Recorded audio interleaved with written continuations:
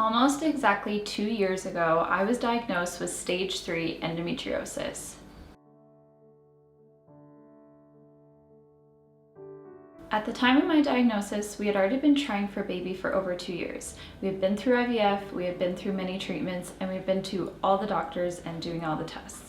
I kept being told that I was young and healthy until one day I had to go to the emergency room because I was having a cyst rupture, which was creating appendicitis. When I was in surgery getting my appendix removed, that's when everything went wrong. When I woke up, I was hit with such heartbreaking news that I already had stage 3 endometriosis.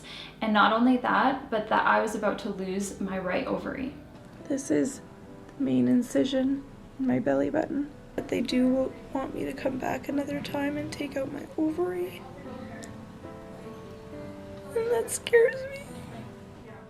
As a woman, to be told that you're going to lose half of your reproductive system, it's hard to put into words how that felt. So with a heavy heart, I followed my doctor's recommendations and I went in for that surgery to remove that ovary and fallopian tube. I just can't believe what I have to go through. I don't want to be strong anymore. I know.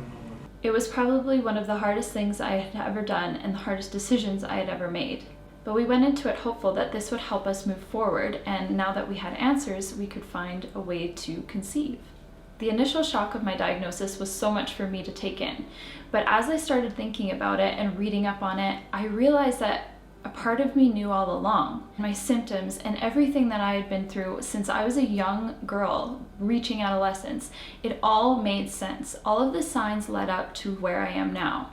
The heavy periods, the extremely painful cramps to the point where I could barely move. Yesterday, literally, I was on the couch the entire day with my heat pack and barely even moving. It makes me sad. I was thinking about it and it makes me genuinely sad that I went my entire life thinking this was normal, thinking that this kind of pain was what women should endure and is what is the norm. All of these things added up to what I am dealing with now, and sometimes I want to laugh and think, how did nobody know sooner?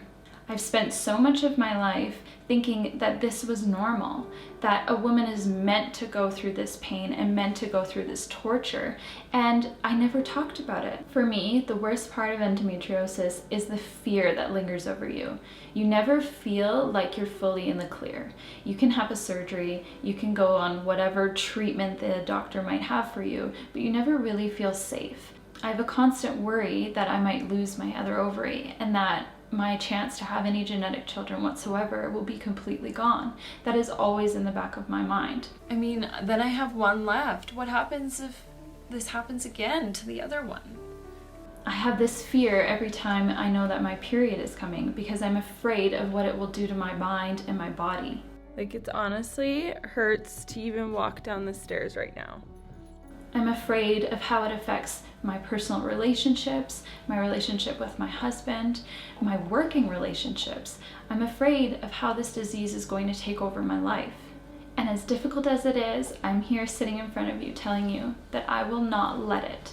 I will do everything in my power to fight and to keep the fight and to keep going forward. Endometriosis is a condition where you suffer in silence.